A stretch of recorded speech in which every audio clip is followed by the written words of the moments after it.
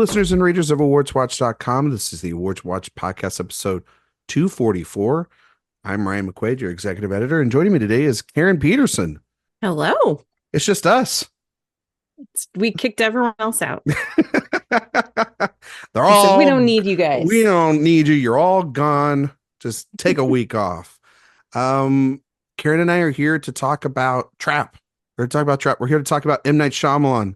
It's a big week on the show. Honestly, I think it makes sense for it to just be you and me, the two Shyamalan fans. We have a couple on the staff. I know Cody Derricks is a fan. I know Jay's back and forth on. I know Eric likes Shyamalan to a certain degree. Everybody has a varying degree. It's not that I don't think there's a downright hater on the team, which is okay. Good. That's good. That's good because I would have had to reconsider my involvement with. I think people's mileage vary on film to film, which is fair when talking about M. Night Shyamalan. And I think that's where we're going to talk about today.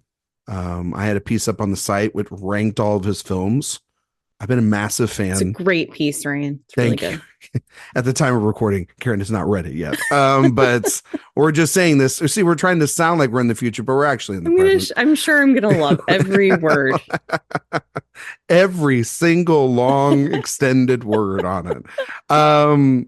But no, I mean, Karen, for me, and I'll kick it over to you to just talk about Shyamalan. We're going to talk about him briefly. We're going to talk about his films, maybe some moments from those films that stick out to us, those early 15 films in his filmography. And then in the back half of this episode, we will be doing a spoiler-filled discussion on Trap. So if you haven't seen Trap, probably stop, go see it, help it out at the box office, and then come back to this because we are going to talk spoilers about it, probably at about the midway point of the show. But Shyamalan's a really interesting figure, I think, in Hollywood, and he's also a really interesting figure in my life. I think he is, for my generation, one of the first event filmmakers that we got to experience at a very young age, and it sort of led the way for the wave into the 2000s of event filmmakers that we got with Peter Jackson and probably Christopher Nolan now, and various other voices that have been the marquee name in cinema that you can put up on a poster and you know exactly what you're kind of getting in for. And I think he was kind of like right at the end in 1999, that voice. And he came on for most people with The Sixth Sense and has then gone and had this really interesting road and journey. So Karen, for you, was your first experience with him The Sixth Sense? Was that the first thing? And you saw it in theaters? Were you not spoiled at all or anything about that experience? Well, so here's an interesting thing about me. Maybe interesting. I don't know. So I didn't see The Sixth Sense when it initially came out because I was in Canada on a mission for my church and we didn't watch TV. So I didn't even know about this movie. I got home in October of that year. Didn't even really hear about it. The first thing I saw was Star Wars because that was when Phantom Menace came out. So it was still in theaters. So I could go see that the immediately. 1977 Star Wars. I was like, that's how long you've been on the mission. But anyway, no. So it's like, that was what I saw. And then, I was catching up with other things. So then when the Oscar nominees were announced, which I was obsessed with that, even though I had missed an entire year of movies, I was still, in for it. So when the Oscar nominees were announced and The Sixth Sense was nominated for like 6 Oscars, and, I was like, okay, I got to start watching these movies. And my brother was really excited about it. He's like, oh my gosh, I'm going to go with you for Sixth Sense. I'm like, okay. And somehow I never heard, this was before social media really. So I never heard anything about it. Nobody spoiled it for me. My brother and I were driving to the theater and we were running a little bit late. And I said, oh, so we missed the first 5 minutes. It's fine. And he goes, no. We can't do that. Not for this one. And you're like, all right. Yeah. So we get there and I'm watching it and I'm like, oh, wow. Yeah, that's a great scene. I'm glad I didn't miss that. Not putting anything together. So anyway, that was we'll talk more specifically about the movie in a bit, but yeah, that was my first experience with M. Night Shyamalan. I saw that on VHS at home. That was one of Mm. those like my parents by 99 were divorced, and what they still did what they did when they were married. One of them would go see it, and then they would tell the other one, yeah, he can see it or not with you. So they would, you know what I mean? Like if it was my weekend with my mom, my dad would go see it on like Friday night, you Uh-huh. know, and then like Saturdays would be the day to go to the movies, or Sunday mornings, you know what I mean? Because then I would be able to go because he'd be like, yeah, he can see that one, that's fine. Or we'd all have breakfast together or something, and he'd be like, yeah, he can see it. Or no, no, he can't see that one. You know what I So that's mean? really funny because I'm a little bit older than you, as we've established, and I grew Oh, up really in the 80s. And at that point, parents just took us to whatever. So my parents didn't do that. And there were a few movies my dad might would, because my parents split up when I was 9, and there were more than a couple of movies that my dad took us to that my mom was like, I kind of wish that you hadn't seen that, but oh well. to be clear, they still broke their own rules because like the other one was like, I'm not going to see that, and they're like, well, you're going to go with me to this anyway, and that's how I Mm. ended up seeing a ton of movies that I probably shouldn't have. You know what I Yeah, mean? that's the fun thing about being that like Gen X into Zennial into like elder millennial time Mhm. is that our parents just didn't know that they were supposed to, My mom have would le- restrictions on what we saw. my mom would leave me $10 on the table during the summer and said, as long as you're home by the end of sundown, you use this however you want. You know what I mean? Oh yeah. And then Oh yeah. and that wasn't every day, but it was just like, go find, make your own adventure was a real deal. Nowadays I wonder, like, do kids even go outside anymore? You know what I mean? Not um much. I guess so. But no, I remember this one I didn't see in the theaters, because it was, yeah, it kind of, I kind of saw it a year later than everybody else, but I didn't know what it was about. And I didn't, and you know, you're a kid, so you're not as plugged into the zeitgeist probably as you are. I was 7 years old in 99. So I wasn't like particularly like, I don't understand these references and everything that they're talking about. So that's kind of a great thing when you then watch this film as it gets at home. And I was glued to the television. Like I was like, what is happening? And so Unbreakable, from Unbreakable all the way through now, I've seen every one of his films, except After Earth. In the theater, because I kind of put After Earth off for a long time, until the ranking piece, because and I mean its reputation precedes it, Mhm. but it's also the movie that a lot of people talk about as it's not his film because it's Will Smith's project, and he was brought on kind of really to just honestly set up a camera and let Will Smith do whatever the hell he wanted, which again, never really a smart idea to do. And Will Smith's not a good storyteller, and Will Smith just What? Will Smith described the experience as like the second coming of Wild Wild West.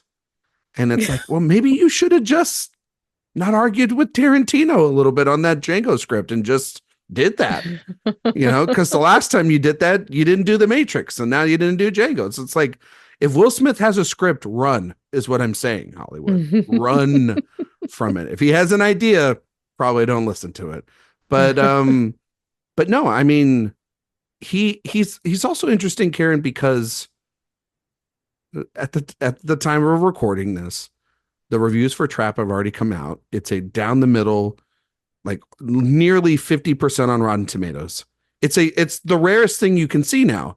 A actual critical divide on a movie. There's not an overwhelming 80 to 90% consensus on things for something that's kind of middle of the road. And it's actually interesting that he has challenging films but there also seems to be, from what I gathered, always this kind of underdog quality to M Night, at least for me, where because it does seem like people are always trying to pick on him and have never gotten over the shortcomings or the lesser films that they think they saw in his filmography, and now they think every movie is the worst movie they've ever seen. Correct? It's like have people not Sure been able to feels just like get it, over yeah. that, right? For like Yeah. 20 years. Yeah. Right?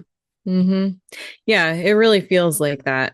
One thing I will say, and then we'll jump back to that to previous films, but as far as the current Rotten Tomatoes score, I just want to point out that they didn't screen this for very many critics. Correct. It was pretty much unless you were doing interviews, you didn't see it, you buy a ticket. And nobody wrote reviews. Right. Like, there there's was only no 23. embargo. It's 50. It's sitting at 52%. So slightly over 50. But that's with 23 reviews posted. Yeah. So Some big we'll trades in see. there, some smaller stuff. Yeah. I'm sure people will have their stuff up there soon. I will have mine.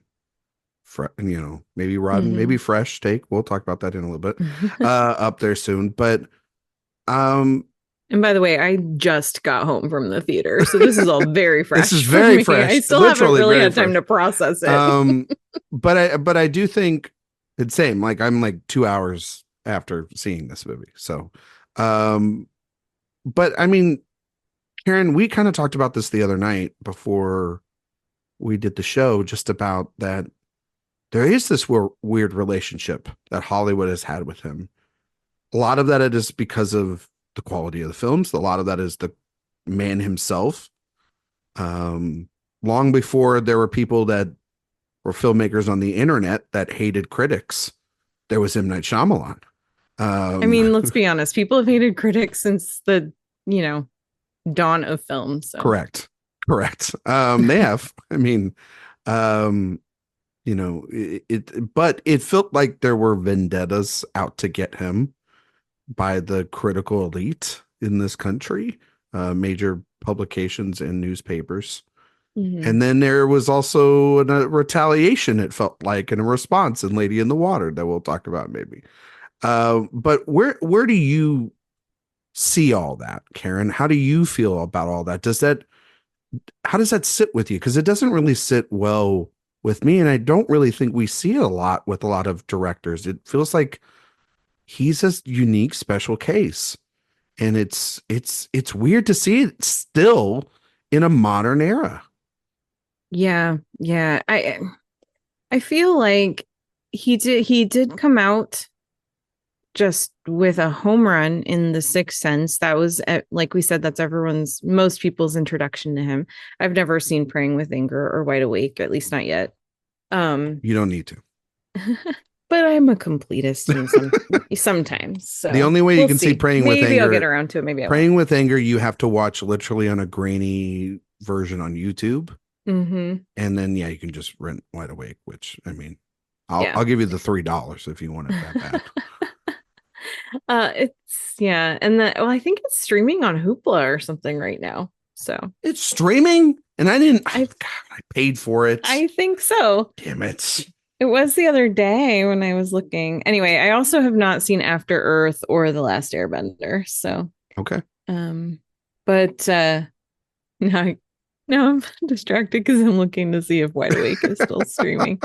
But oh nope, it looks like they took it off now. Okay. Oh yeah, it's on Hoopla. Okay, well, yeah, it's on Hoopla. If you have a library that supports Hoopla, there you go. You can rent it. That's what I'm gonna do. Okay, there you go. Later. Anyway, but yeah, so he really just hits a home run with The Sixth Sense. Gets, like I said, 6 Oscar nominations. It's a huge hit. It's a great movie. And then he does Unbreakable, also very good, but very different. Subversion of expectations from that. Yeah. But a really great acting showcase too. Yeah. And then we have Signs, and I watched Signs again last night, and I was like, is this maybe actually a better movie than The Sixth Sense? Which almost feels blasphemous to say. But I feel like it might be. It might. Do you think it's his best? It might be. It's my favorite. I think it is. It's not my favorite, but it might be his best movie. Yeah. I mean, flip a coin, right? Between that and Sixth Sense, right? Well, yeah. I mean, as far as quality goes, yeah. But he also had more money for that one. He had more more practice. So he was a stronger filmmaker by the time he gets around to that one. And then he does The Village, and The Village was really the first time that I saw the tide turning and people being very mad at him. And it was because, so what's interesting for me with, like, I get so annoyed. It's sort of like the myth of the Hitchcock blonde, or Martin Scorsese only makes gangster movies. It's this myth that M. Night Shyamalan makes movies with twists. He did that with The Sixth Sense. Where's the twist in Unbreakable? Where is the twist in Signs? There's not really a twist. You can twist your own brain into pretzels to convince yourself that there's a twist there, but there's really not. I think the twist in Unbreakable, and by the way, also spoilers. We're going to spoil movies that have been like 20 Yes. years old, 25, 30 years old at this point. I think the twist of Unbreakables is the final scene where Elijah essentially is the mastermind and Mr. Glass is born, and it's not fully aware at that point, but then it is clear at that point where that obsession then led to, you know, to the devastation and destruction of people, and just shows that Elijah's not actually a good guy in all this, or wants David to emerge as a superhero. Every superhero needs a villain, and it's as much a superhero story as it is a villain origin story. And that final scene cements that. And then what's so great about it is the movie then ends with the reality of David said, that guy's crazy, showed me the proof, and now he's in a mental institution. And like, that's kind of great. It's just like, it ends with just a big, like jaw on the floor kind of moment. And then bam, yeah, that's that. And Signs, yeah, you're right. There is no twist. The twist, I think, is that there is no twist, honestly. And the twist, I guess, is that you can kill him with water, which I think is just like more like it's just a way to defeat the enemy rather than anything. And well, and it's a movie that is self-fulfilling, because there's all these discussions about signs, and some people see signs everywhere and some people just dismiss them, and that's just the point, is like there have been signs throughout, so it's not a twist at the end. It's all been, the groundwork has been laid, we just didn't understand. Now we see the completed puzzle, which honestly I think is really what it is in Unbreakable too. I will argue forever that that's not really a twist, as much as that's people fair. want it to be. No, no. I think for most audiences, it probably plays out like a twist. But yeah, it's to the extent of this kid can see dead people, and then literally Bruce Willis is a ghost. But it's also like, just to go back to The Sixth Sense real quick before we get back to The Village. The thing that I think connects The Sixth Sense, Unbreakable, Signs, and The Village, this 4-film run, which is an insane great run, one of the great 4-film runs ever in the history of cinema, in modern cinema at least, is that they're all built off of sincere emotionality, and through these high concepts of belief and human emotion and human complexity. You're talking about this little boy who is afraid of the society and of the powers that he has, afraid to talk to his mother, afraid to talk to anybody, felt like an outcast. So he is an outcast, and that's why he's afraid to talk to people. And so this ghost, which is the thing that he's scared of the most, is the one that actually heals him all the way. And then subsequently, this boy is able to heal him enough to allow him to leave his wife, and know that she'll be okay without him. It's beautiful filmmaking. And it's still the best scene in The Sixth Sense is not the two things that people remember the most. It's the scene in the car with Toni Collette and Haley Oh my Joel gosh. Osment. Yeah. I'm a mess every time I watch that. I just watched it recently, and it had been a while. I hadn't watched it in a long time. And yeah, I don't know how anybody can get through that scene. I can understand not crying, but I don't understand how anybody can get through that scene and think this is a bad movie, or I feel nothing. You've got to be empty inside if you can not feel it. When he says, grandma says hi, the power in that, and her reaction, and how the camera is just on her. listening to this, and oh, it's beautiful, beautiful, beautiful. Toni Collette was robbed. I mean, the beautiful also um kind of duality of the fact that she's picking up and he's had this moment, right? Where he's finally get to be the lead in this play and she wasn't there and she has Hmm. the regret of that.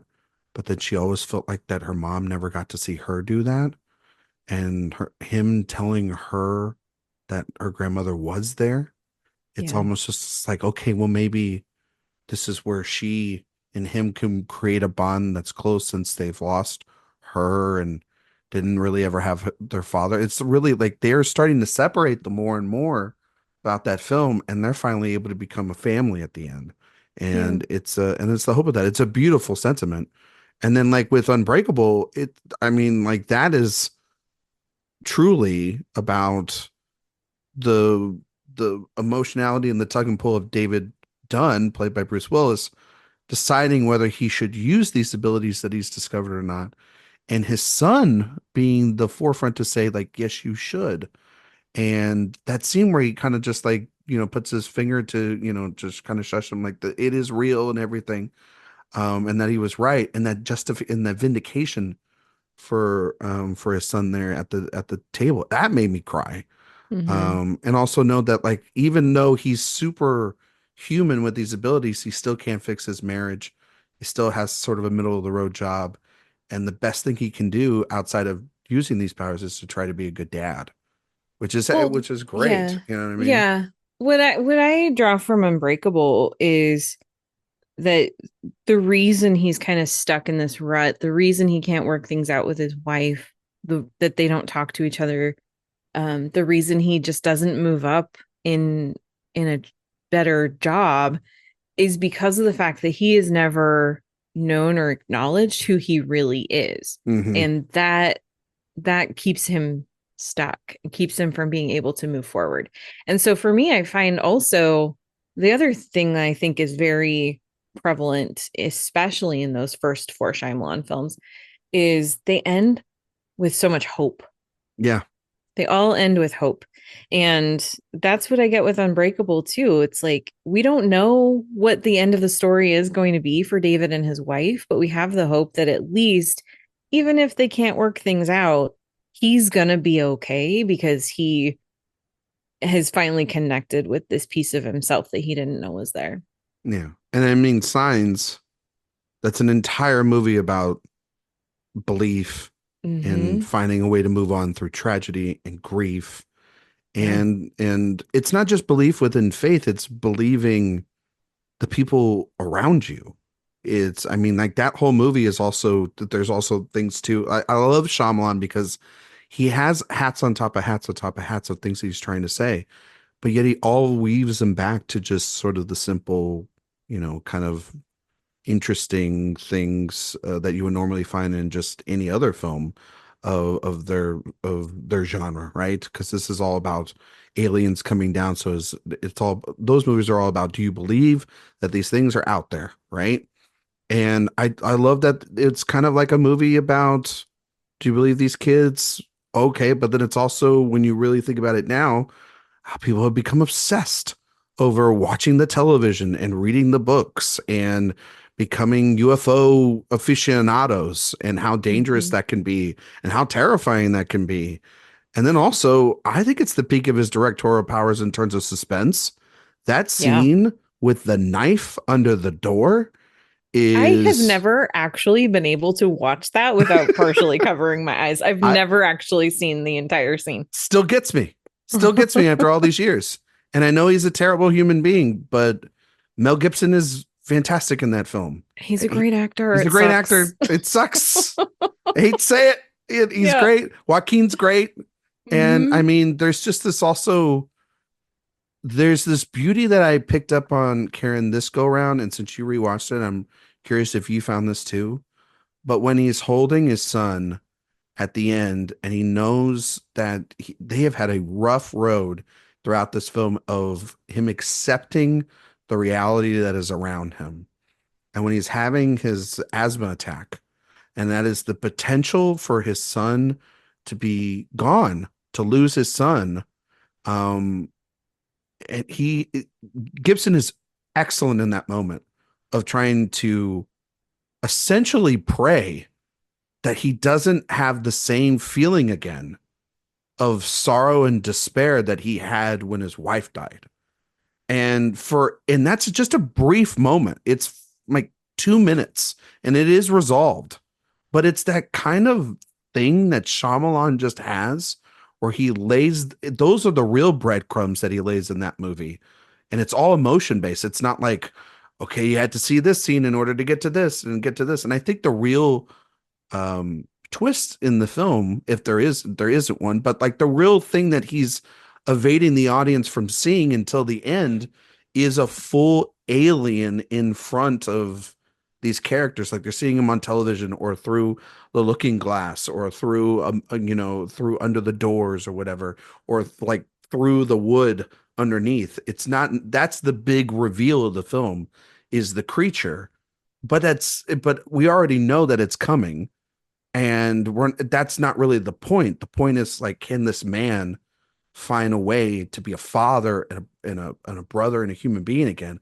And can he find his faith in humanity Yeah. when all else has failed? And I just think it's beautiful. Yeah. Yeah. I mean, it is. And we get these touches where it goes back and forth to the night that his wife died. And the fragments of memory that he has from that night, because of course he doesn't remember it all exactly as it happened. It's a very traumatic event. And but slowly it starts to come back to him piece by piece. And there's the scene where he goes to Ray Reddy's house and they're talking at the car, and Ray tells him basically, the accident happened at just this very specific moment. He'd been on that road for a while and hadn't seen anybody, and it just happened right when it did. And then he says it's almost like it was meant to be. And that is something that obviously is really, really difficult for oh my gosh, why am I blanking on Mel Gibson's character's name? Graham. Thank you. Yeah, so that's something that's really difficult for Graham to hear, obviously, but something that he needs to hear. And it's another one of those pieces that he needs to gather along the way, like kind of pieces of that he needs to put back together so that he can heal it and move on. And so then when he in that scene at the end, when Morgan's having his asthma attack and he realizes that in all their preparation, in everything they were doing to get ready for these aliens that they knew were coming, he forgot to get the asthma medication. And like, what a thing to forget in that moment. But then it turns out that because Morgan didn't have his inhaler, his airway was closed. So when this alien tries to poison him, it doesn't get in. And so it's like all these things that are horrible, and that, in that case, Morgan could have died without the inhaler. In the case of his wife, she did die because of this specific thing that happens at the right, precise moment. But all these things happen for a reason. And I'm not someone who believes that everything happens for a reason. I actually kind of go insane when people say that. But I think in this film, it works because it's all leading to a very specific thing. And it's all really about Graham needing to recover, like get through his grief, process that, and heal and move forward as a human. And so all of these things are given to him along the way to help him get there. And it's really, really well laid out, which is why I think this might be his best film. I don't know. I'm still trying to decide. Still thinking about it. It's fine. I'm not putting you on the spot today. No, I'm not doing that. I know, and I'll probably change my mind again tomorrow. But that's fine. I part of why it's so great is because of the fact that it's very meticulously laid out. It's very careful. It's very specific and precise. And it also never feels like anything is rushed. Yeah. Which I actually feel that way in a lot of his films in Yeah. general, is that he's a patient, generally a pretty patient storyteller. Yeah. And with Signs, it's interesting because it starts right away with the crop circle. Like immediately the first scene, you hear the kids screaming and crop circle, and okay, something's weird going on. But then it doesn't just rush right into, okay, now the aliens are here and we see them, they're everywhere and they're after us. It still leads you down this road, and you still have to kind of discover things, like you were saying. Yeah. And And then that gets us to the village, which we were talking about, and yeah, this sort of divide because yeah. I rewatched The Village last week. I don't know when the last time you watched The Village was, It's been a little while. but there are twists in that movie. But And this, they're really interesting twists. yeah. Oh, because they actually then don't just use the twists, they actually have to say something with them. Mm-hmm. I found that to be really interesting about like I forgot that the twist is midway through the film. Mm-hmm. And the midway point is that William Hurt basically tells his daughter that this is all made up. This is all an illusion. This Like perfect little society that we live in, this we're not village. we're not actually in the 1800s or whatever. We're actually in the modern world. And I found it to be a fascinating film about how we tell the truth in our history to our younger generations. How do we then justify truth telling, right? And how are we then it feels like how there's always like the conspiracy people out there talking about like there's people in a room making decisions about the grander aspects of life, and this is literally that Mm-hmm. to a very elegant and complicated degree, because it is like these people sitting here with their money and their privilege, and and very much so a very white community of people being able to do this, Yep. and sitting there and watching it implode because they finally had a bubble burst where someone in their group is harmed to the point where they have to then rely on the outside world again. And how Yeah. easy it is to say, oh, I can live a paradise beyond it. But when actual things happen, you know, then then it's a question of, all the moral scruples that they have.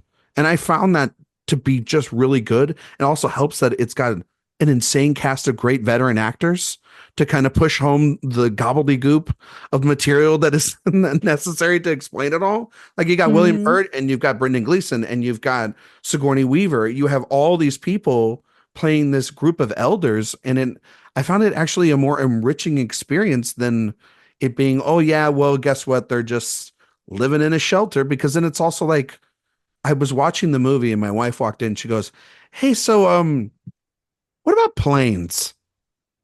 Like, do you like did they have to pay off the planes of the people?" Yes, they And then, talk about that. and then they literally talked about it 5 minutes later, and she went, "Well," she literally looked at me and she said, "Well, M. Night Shyamalan thought of everything, didn't he?" Uh-huh. And I was like, that just proves that he's also a very intelligent, smart filmmaker Mm-hmm. to think that an audience is that smart to ask those questions. And then even if it is a throwaway line, it's honestly very necessary to complete the ruse that the rest of that community is going through. So Yeah. and also you throw in Roger Deakins cinematography, James Newton Howard's score, which is incredible. Like Mm-hmm. it's a pretty good. It kind of encapsulates this 5 year run for M. Night. That's like it may not be as perfect as those other three or as meticulous in the screenplay, but like visually, its ideas are super interesting, Karen. Like it's a movie you can't just discard 20 years Mm-hmm. later. You know? The Village is actually my favorite M. Night Shyamalan Really? film. Yes. Oh, I thought. Yes. Oh, okay. So Hell what yeah. I was saying was that I think that in terms of filmmaking and story, I think that Signs might be his best film, but my Okay. favorite is The Village, Interesting. because I do not think that best and favorite have to be the same thing. That's fair. No, that is no. You know Oh, what? this was a long running debate over at Award Circuit back in the day. That's fair, and I think you and I had that for a while too. We were like trying to figure out. I think I've more so become that over the years, where I'm like, Mhm. I have my favorites. It's you know what? It's the way I've said on the show how I would vote for the Oscars, like for Best Picture. Like I necessarily won't if my favorite film of the year is not in there. I'm going to vote for what I think is the best film that represents the year. Mhm. And if that does line up with my favorite film, then so be it. But it doesn't always have to be that case. And it hasn't Frequently, been my in the favorite past. film of the year doesn't even get nominated at all. So, Yeah, like it's very rare. I mean, it's last year is an anomaly for me. It's I hadn't had a Best Picture winner since Moonlight, and before that, it's you'd have to go way back. So, um, but no, anyway, but so the anyway, to get village. on back onto So that sidetrack. so what I love about the village and why it is my favorite is that I think it has two overarching themes, and I think it handles both of them very beautifully. One, it's a love story. This Yeah, this whole thing unfolds because Joaquin Phoenix's character um is nearly murdered, and Bryce Dallas Howard's character has to be the one, and she's blind, and um she's just this wonderful, lovely human being, and she has to be the one to travel through the terrifying woods where everybody's heard all these horrifying stories about the creatures that live there. And she has to do that by herself and get to the other side. And she does all of that, even though she's scared, even though she's not prepared for this. She does it for love. yeah, And the other part of it, which is also related to love, is it does really establish, or it's really about the fact that no matter how hard we try, we cannot control the world around us. yeah, And this is a story about a group of people who had all suffered very traumatic, tragic losses. All of them had had some family member, a spouse, a sister, a brother, a child murdered yeah. horrifically. And because the, city has just become so crime ridden, and they're not all wealthy people, No, but one of them, played by William Hurt, happened to be and had access to this land and invited them all to come there. And they went and gave up their lives and went to live in this town, this village, um, because they thought that they could, if they did things right, if they worked together and made the right rules and lived this good life without bad people in their society, that they could control the outcome and that they could avoid crime and they could avoid tragedy. And it turned out that that is not possible. You can't root it all out, because it's inevitable with humans. You put a bunch of humans in a room together or in a small village, and eventually something's going to go wrong. And so I think it handles that really, really well. And there are just some beautiful scenes, um, relationships, people mothers talking to sons, sisters talking to each other. And then just watching all the things that the elders in this town have to do to try to continue to basically keep people there and keep them believing in this threat. What I think went how do I say this? I think where the village went wrong for people, not for me, yeah, is exactly what you just mentioned, that the twist happens about halfway through. And I guessed it pretty early on. yeah. I guessed right away, oh, okay, I don't think these creatures are real. I think that this is a Somebody's town doing that, something. Yeah, yeah, I think this is a town that exists within the modern world. And so then when that gets revealed, I was just like, okay, but it didn't bother me that I no, guessed that, because to me, that's not the point of the movie. it's not the But I interesting think, thing. Yeah, no, it's not. All the interesting parts are the things that I was just talking about. yeah, Um, but I think being from the guy who made The Sixth Sense, that had so many people totally clueless and caught unaware until the last 5 minutes, I think that there was this the reception of that film was a lot of people thought, oh, he really flubbed this reveal and it's therefore not good. And so they wrote off the movie and Old Raj wasn't basic nice to it either.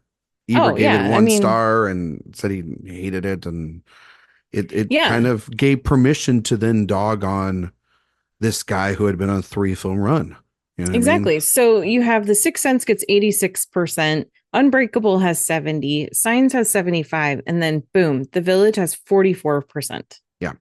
And I really think that most of that 44% is because of expectations and people not being and this is a fault of the audience, not of Shyamalan.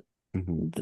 People weren't able to pivot and to really follow what he was actually trying to do. Yeah.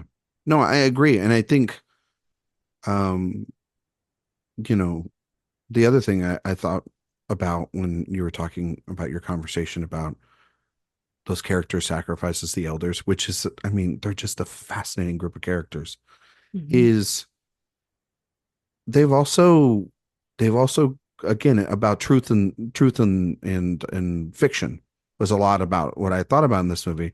And while yes, they are rooted in tragedy, there also feels like an exaggeration. How it feels like how many times do you hear about major cities are riddled with crime when the statistics don't actually show that?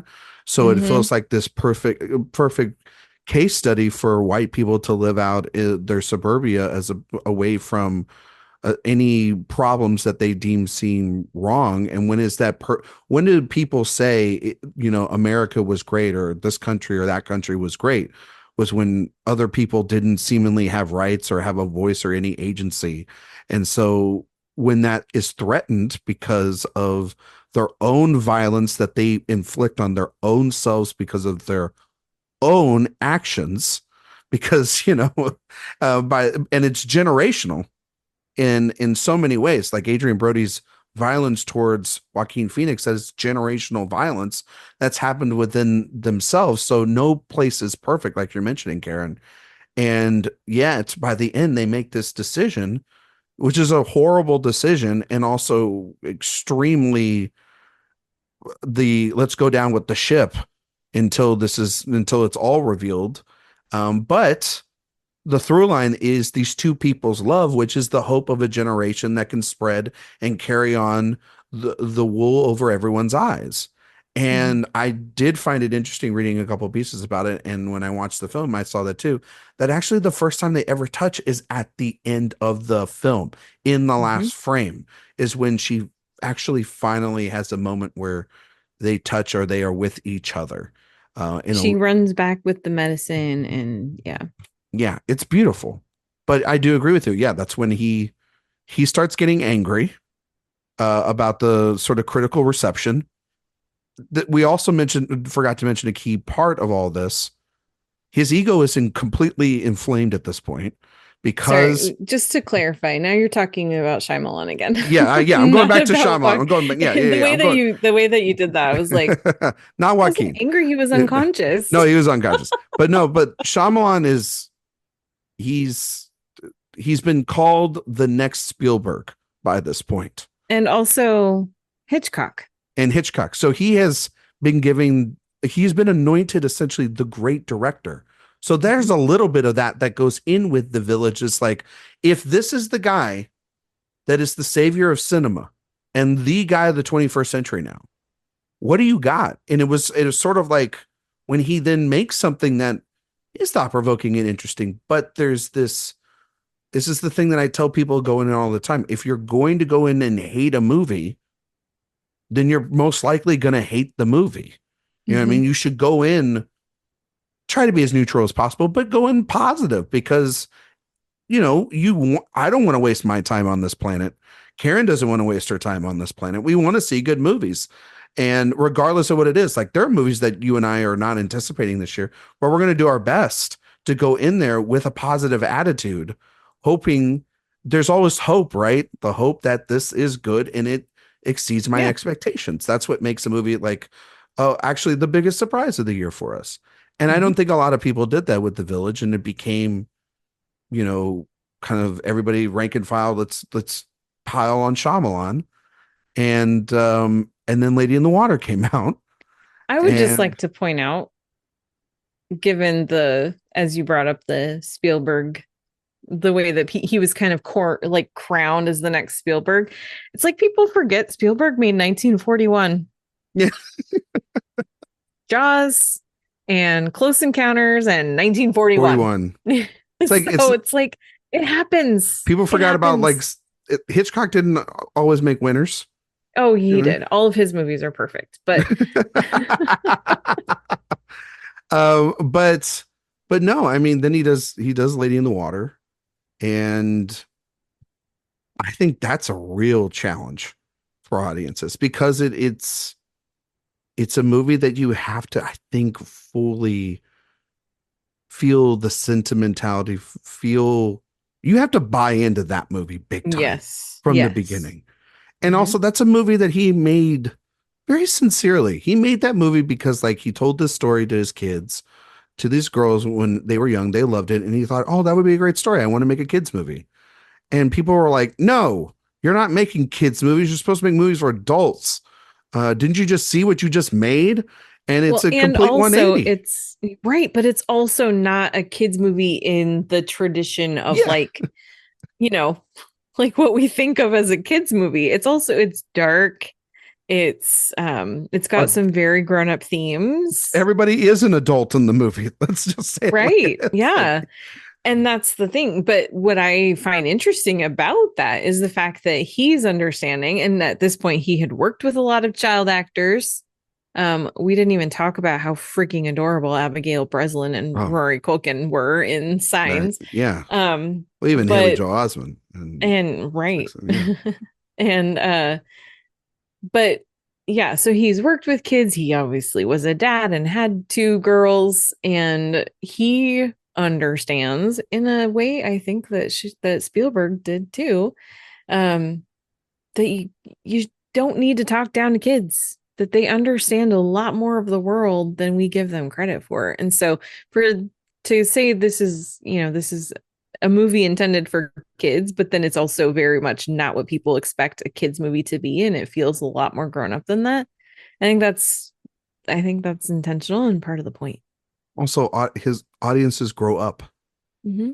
Like from I was in 99, I was 7. So by this time, 7 years later, I'm 14. You know what I mean? So Yeah.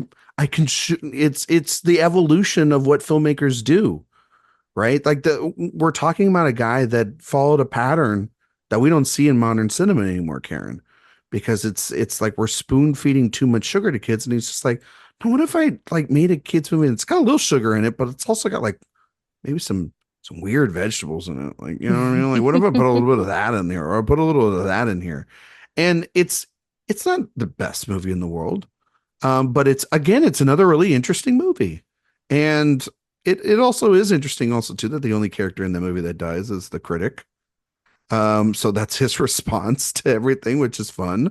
And I get it. I wrote it in the piece. It's like I get it. We're the worst. We're terrible at times. So, Some of um, you are. but then I think the last like point where people started to just be like, okay, he is genuinely bad is the happening, which they're all wrong because the movie rules. That movie freaking rocks. And by the way, I just want to go back and clarify because I mentioned the Spielberg 1941 thing. I am not saying The Village is his 1941. I'm No, saying some people think that's the mhm, point. It's yeah. people can make bad And they movies. wouldn't, and they like to them that was Spielberg. To me, it's not, but to them that was his 1941, and but they didn't give him the opportunity to prove that he could come back and make Raiders of the Lost Ark. Do you think just people? I mean, this is a side question, but this is obviously pertaining to him. Do you think people don't like him because they can't handle an imperfect filmography?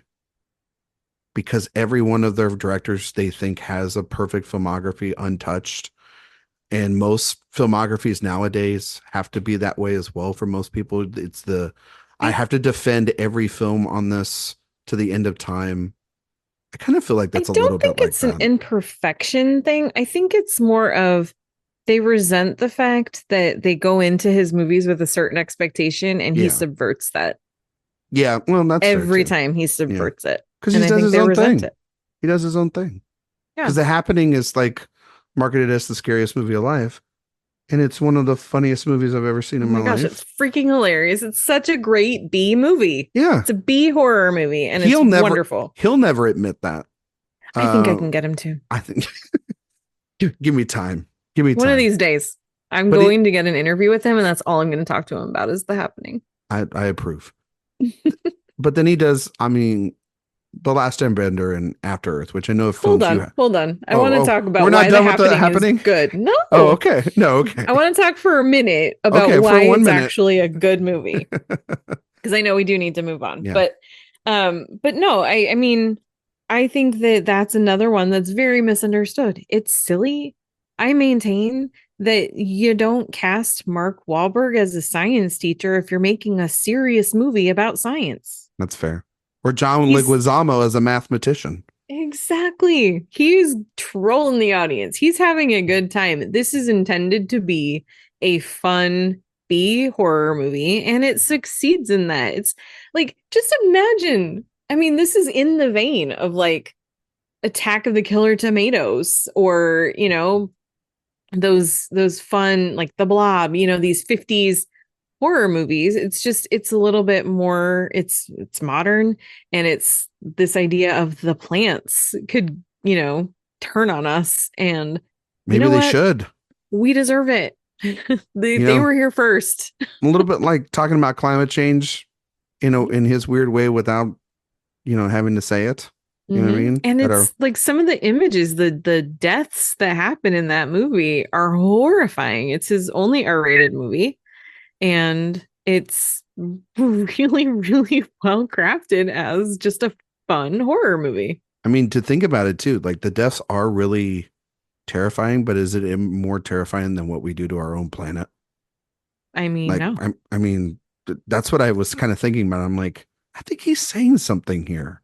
Mhm. And I think that that's interesting that he can still say something in here while are you going to murder me in the middle of the Well, night? you're No, watching what? somebody lay down in front of a No. lawnmower. Yeah. Yeah. Or like, Mark Wahlberg's talking to plants, Mhm. like I can't believe it. I'm talking to a plant. It's weird, so no, I think it's again, it's one of those like you can give it the definition of it's so bad it's good, and I think you can. But I also think it's just good. It's just Mhm. fun. And it's again, I wrote it in the piece, one of my favorite theater going experiences ever because I didn't know what I was watching, and the people next to me literally said the words out of my mouth. It was a packed audience Friday night when it came out, and nobody in my family wanted to see it, so I had to sneak in.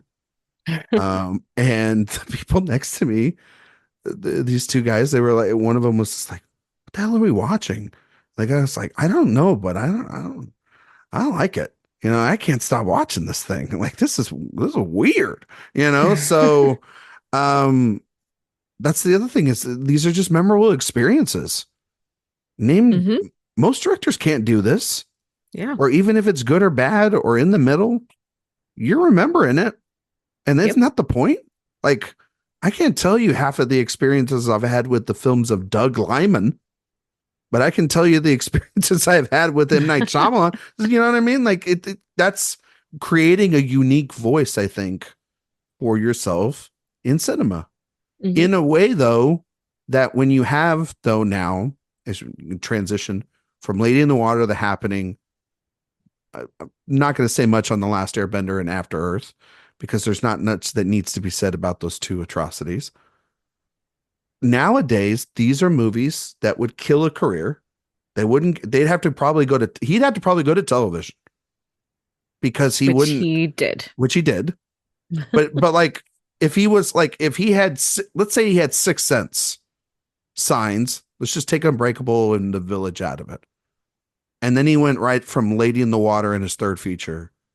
Like, take a couple of good films out of there. If he just had one good movie, and then he had a string of crappy hits, to which some are not his fault. Like, The Last Airbender is his fault, but that was plagued by a ton of controversies that were some his, some the studio, the original creators didn't like James any Cameron. of the, James Cameron, blame Big Jim for the title change.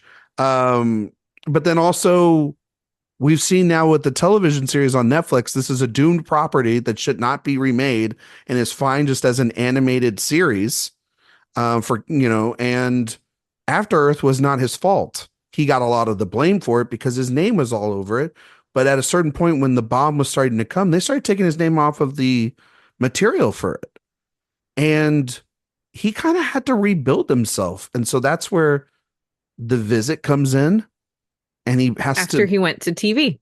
After he went to TV, he does The Visit and he puts his house up for collateral, makes this pretty good surprise found footage movie with a good twist. Honestly, with a pretty good twist that I was which I also saw coming, but it totally works. Totally works in the context of the story. And it still did not make the last 30 minutes of that movie absolutely terrifying. Every time that girl climbed into that oven, I wanted to just scream, "What are you doing?" But like it gave him the juice to then have enough money, and he had to finance again. And he does Split. And Split is a movie that it's a good movie. I wouldn't say it's great. I love Split. And then it has one of the great reveals of the last decade. And people lost their minds, and people kind of forget about the great movie inside of it because of the reveal. But the movie inside of it, it's got this great James McAvoy performance. Yeah. So two things about it. One is when Unbreakable first came out, in 2000. Yeah. I remember when that was out in theaters, and there were articles, there was, he had given interviews where he said that was intended to be the first in a trilogy. And then he just never made that trilogy. But with the films that we've just been talking about, it kind of seemed like, oh, okay, it was originally going to happen and it just never did. So when Split came out, I actually saw it at AFI. They told us that we were the first audience to see it. That's not true. But that's the thing is like, it was fantastic. And Fantastic Fest was the first audience. I haven't been able to verify that. Were you there? I was not there, but when I went to Fantastic Fest 2 years ago, I talked to somebody that was there on the night. And because we were all waiting for this, because they have notorious secret screenings there at Fantastic Fest. And that was a secret screening. Because he did a big Alamo promotion with that. Sure. That makes sense. And that's always in September. That fest is always in September. So, but if you were one of the first audiences to see it, Karen, I'm not going to take that away from you. Well, and that's my point is like, I don't know. They told us that we were the first audience. You were definitely one of the first two, like people, screening rooms to see it probably. Cause it didn't release till January the next year. Right. This is the point I'm trying to make. Like it's not about whether I was like the first one to see it. I don't, that's not my point. The point is, how dare you? We're trying to be factually accurate. November. I saw it in November. It doesn't come out until January. I had to sit on that secret for 2 months. And it was like, I have to tell this story. Sorry. That's okay. So that happens at the end. It's like, oh my gosh, this is the sequel that we thought was going to come 15 years ago. And then it goes into a Q&A because it's a film festival. And the Q&A was Shyamalan. It was Betty Buckley. Anya, I think, was not. She was there. James McAvoy was not. Anyway, the moderator was someone from Rotten Tomatoes. And she's asking, it's a fun Q&A. She's asking some good questions. And by the way, it's like 2:00 in the morning because this was a very late screening. It's like a midnight screening or whatever. Yeah. Anyway, so then she's like, okay, I got one more question, and this has been on my mind since I first watched it. I'm gonna ask it. I know everybody here is dying to know. And so we all lean in. We're so excited. We're like, she's gonna ask. She's gonna ask if this is like just a one-off or if this is really a sequel. Is there gonna be another one?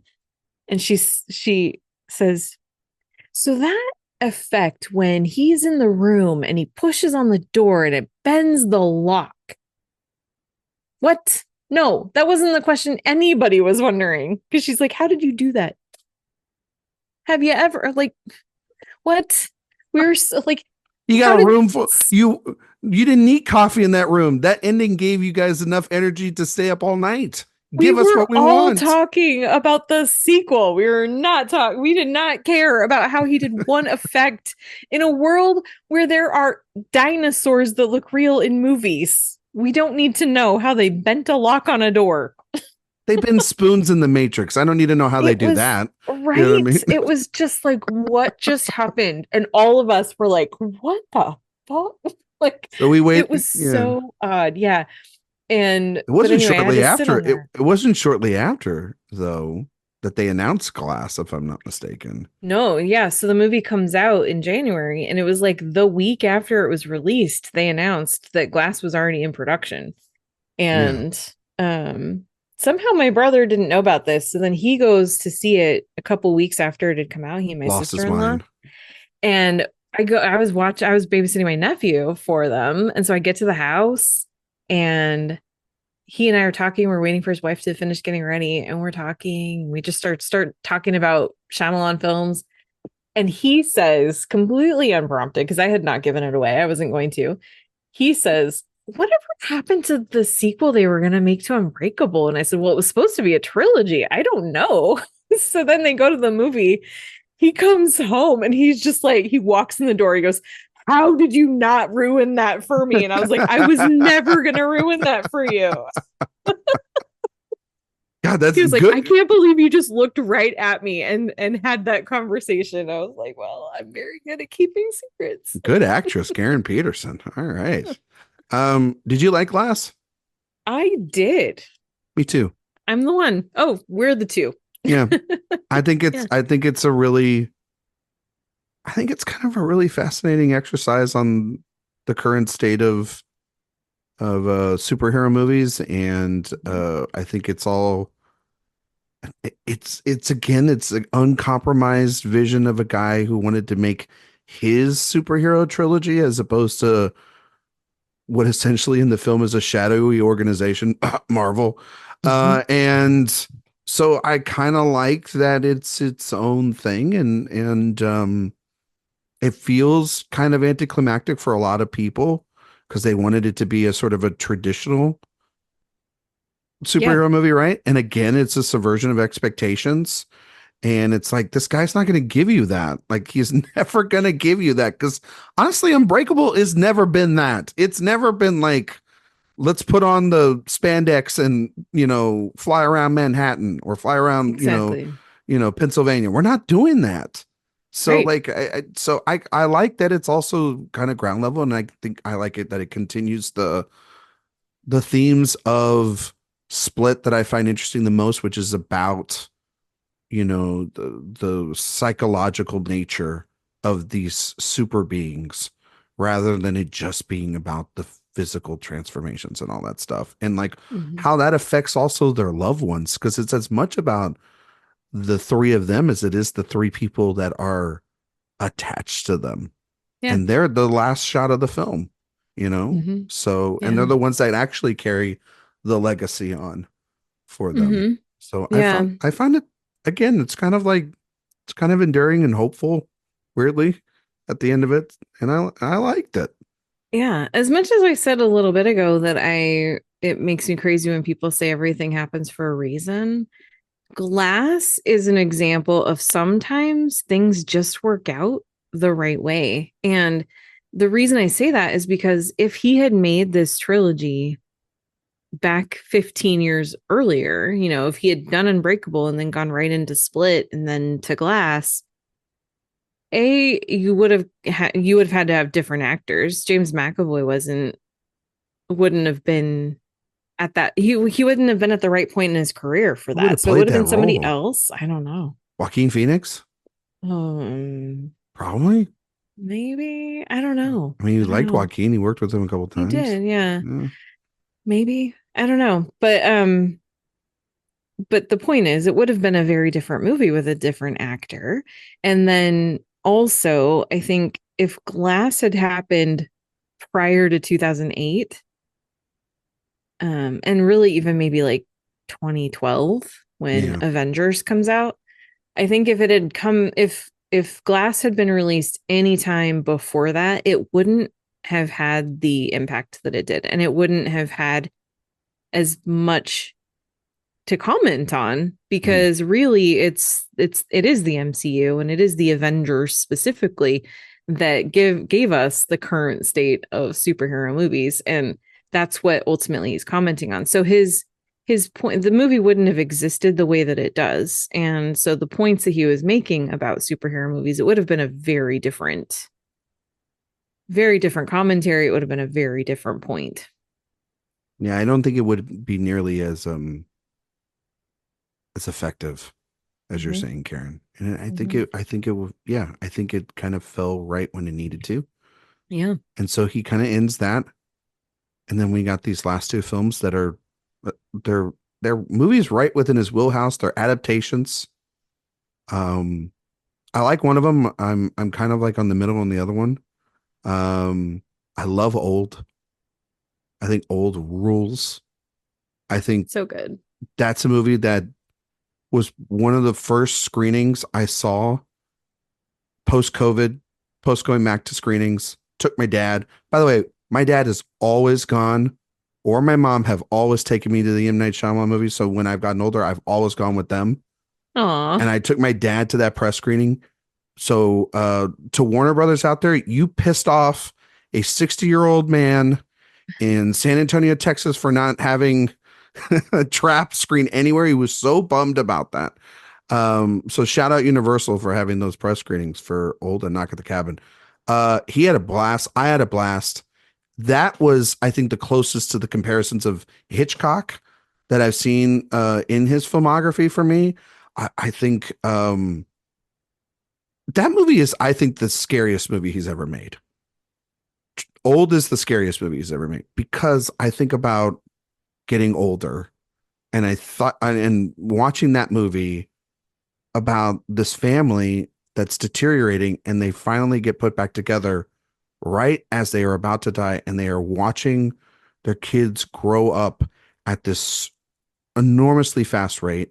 It's also a movie extremely, making fun of culture and being in vanity and influence and money and scientific exploration at the at the cost of humanity and what that says to our environment and how an environment responds back to it. So it's honestly like weirdly Old is also kind of connected to The Happening in a lot of ways, but it's just much more focused and not as B film, though it does have one of the great character names of the 21st century in a mid-sized sedan. So I don't know. It's just like this is I think his era right now in the 2020s where he's balancing all these different tones. I think he does it more successful than at Knock at the Cabin. I think Knock at the Cabin, I would have preferred if he would have stuck with the original ending of the book, which is much more darker and I think kind of fits the tone of that sort of apocalyptic storyline. But it still has a really great Dave Bautista performance inside of it. Gail Garcia Bernal and Chloe and Vicky Creeps are fantastic and Old. So yeah, do you like those two films? Do you like Old? Do you like Knock at the Cabin? I like them both. I really like Old a lot. I think it's great for the reasons that you just said. And I think yeah, it's such a terrifying idea and it's very well executed. And with Knock at the Cabin, I'm also mixed on that one. I've never read the book, so I don't actually know what the original ending is, but for myself, I found I kind of wished that they just hadn't told us if Oh, they it kind of was like all left real or it. not. Mm-hmm. Like right before Yeah. any decisions made. Yeah. Like, I mean, Too even if they made tidy. the decision and then they leave, it's like I would love that uncertainty of like, did they do the right thing? You know? I was thinking about um when last year there was that film Leave the World Behind, which is awful. I And like it. oh, you do. Oh, that's right. I'm sorry, Karen. I, I hated it. But I was thinking about like what would Shyamalan have done with that material, and that movie kind of leaves an open-ended, Mhm. disastrous ending. And I was like, if I could take the ending from that movie, minus the joke about friends, and I can put that in Knock at the Cabin, I think that that bumps up Knock at the Cabin a little bit more because I think that movie's supposed to be, for lack of a better word, a little bit more dreadful than I think it lends to be at the end, which kind of falls a little bit more hopeful. And it's like, Mhm. no, I think you think the world's about to end, and I think you hate it. And like, and I think you're talking about our sort of political divide, what we see in others, we don't see the best in others, a commentary on parenthood and how we can't even trust the person that's sleeping in the bed next to us. Like, I think a much more gut punch of an ending would have been better for that. But I do Um, think, though, that being said, I do think that you just hit on exactly what he is trying to do, which is to remind us. And this is where it's like I disagree with him that that's the way to end this movie. But I think that his intention there is to remind us that we're not so far gone that we can't fix it. There's still like we do still have the power to change the direction that we're heading in. We just have to choose to do it. Correct. And so now, after all that, I've been led to Trap, and which is his newest film, starring Josh Hartnett. It just came out today, from the time in which we're recording this. We're recording this very late at night. Um, we I've been are awake for so long. I'm so tired. um again, we are going to go full spoilers. So from this point on, if you're listening and you haven't seen Trap, don't listen. But if you have seen Trap, stick around because we're going to talk about this thing in depthly. I don't know what Karen thinks about this movie. Um, so You I'm looked just to see what I put on on nope. Letterbox, didn't you? I did not. Because I didn't give anything away. I'm going in cold turkey on this. I don't know what Karen Peterson thinks about this, but I know that Karen Peterson, based off this conversation and our previous conversations, is a fan of M. Night Shyamalan. So I can only assume one thing, but I can't assume everything. So Karen, what did you think of Trap? So I would like to start by saying that M. Night Shyamalan does understand certain things about what some of his audience wants to see. And I would like to thank him for finding a reason for Josh Hartnett to take his shirt off. Thank you very much. Mhm. This is all we needed this summer. Lee Isaac Chung couldn't do it in Twisters, but M. Night Shyamalan understood the assignment here. He knew it. He knew what he needed to do. Like I love how there's no real reason for his shirt to come off, and yet it does. And it's like, thank you. He That's all folded I that ask. shirt so tidily too.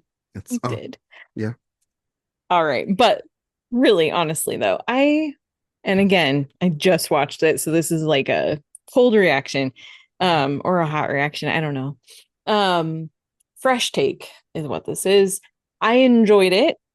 I Okay. do think that it has some problems. Okay.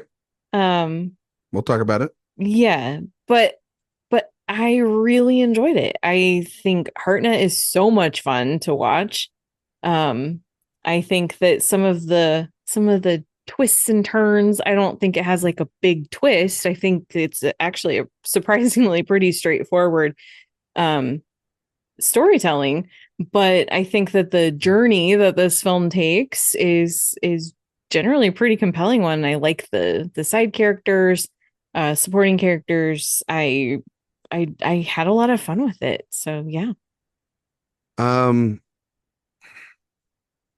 Karen, I think this movie rules. All right. I had a freaking blast with this thing. I have been what do the kids say? a negative Nancy about movies in 2024, You have a right? little bit, yeah. I've been a little down this year. A little bit. And I was really down when they were like, we're not doing screenings for this. And, I had to, get off work and I had to go see this. And, and I'm like, I'm angry going into it. But then I watched all these movies that we talked about. I was like, okay, it's M. Night. And it's a very interesting premise. Probably the most interesting premise of any movie this year, right? Going into it, of like, it's got a simple hook and it's not trying to invent the wheel. There's no supernatural element to this. It's a man's a murderer, and they think that they can get him at a concert that he's taking his daughter to, right? And I don't know. It's just like, that's the other thing we didn't mention. All of his movies are like an hour 45. Yeah. They're the perfect runtime. Because even if you get annoyed with them, guess what? There's just an hour and it's less than 2 hours of your life. This might be like 2 of the best hours of pure cinema I've seen this year, outside of Challengers and maybe Furiosa, because I had a blast with this thing from the beginning. I love its kind of winky meta commentating about the obsessive nature of kids nowadays with pop star figures. Based off of the way this movie ends, the placement of how pop stars and influencers and celebrities roles in how they should treat their fans and everyday people, and the responsibility they have to be potentially doing things bigger than whatever their next paycheck's going to be. I found that interesting. I found it also just an interesting thing as like, I'm going to get my daughter to be a pop star and I'm going to make a movie around that. I thought that was fascinating. But then it's, for the most part, kind of a chamber piece inside the stadium. And we're following Hartnett the entire time. And we knew from the trailer what this movie was. It's not hiding what it is, which is kind of great. And yet you're sitting there. I was sitting there, Karen, edge of my seat, trying to figure out, how in the hell is he going to get out of this thing? And I will say there are some silly ways that this movie gets around getting out of these things, but they kind of also feel like right for what's going on with these characters and the way in which he set up this whole thing. And I think the self-seriousness and the mostly pretty groundedness of it outweighs a lot of the silly Nixon, kind of nitpicks you could have with it. But then the last 20 minutes kick in. And I'm curious what you think about it. I think the last 20 minutes of this thing are super interesting and super compelling. A very interesting idea about domesticity, about the movie is a giant commentary also on the other obsession I think people are super obsessed about, not just pop stars nowadays, but murderers and murder podcasts and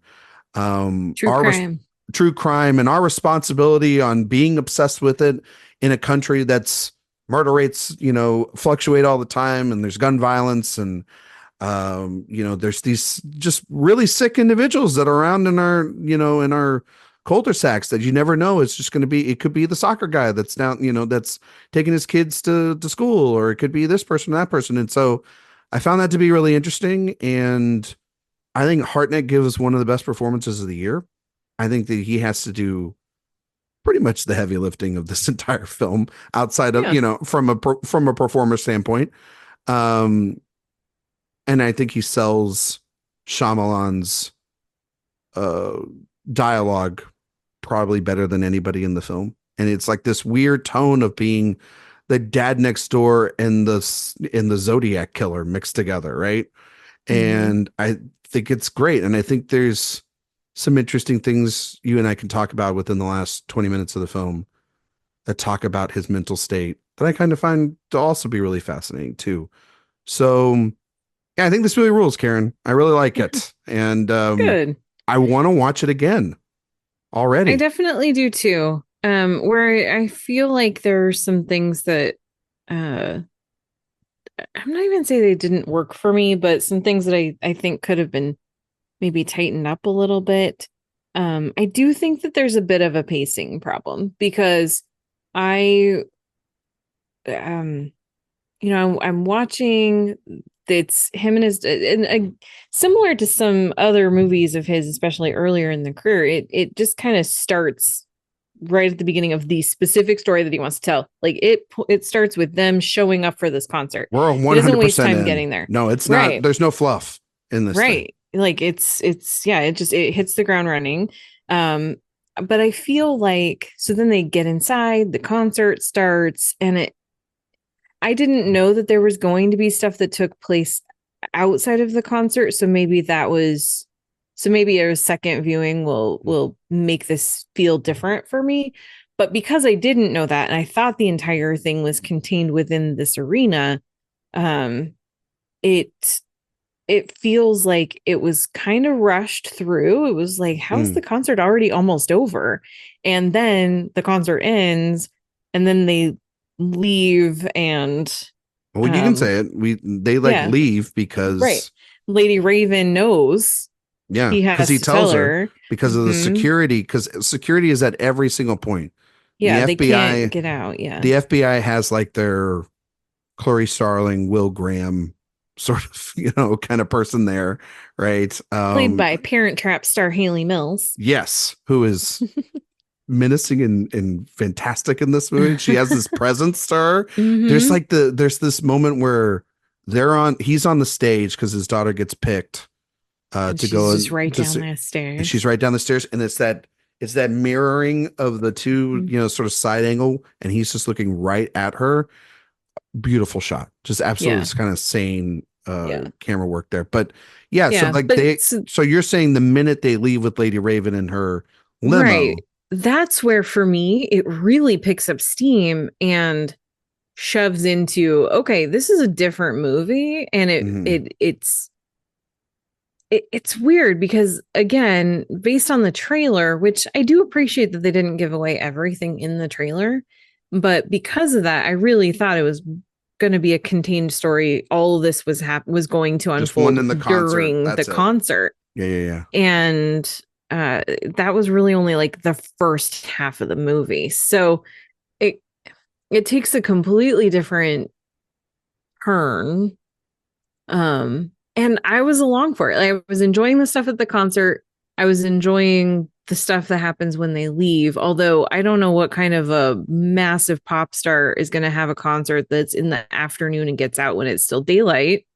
Okay. So this has been a complaint already online. And I'm not saying Karen's doing this, because Karen is literally asking a question. Yeah.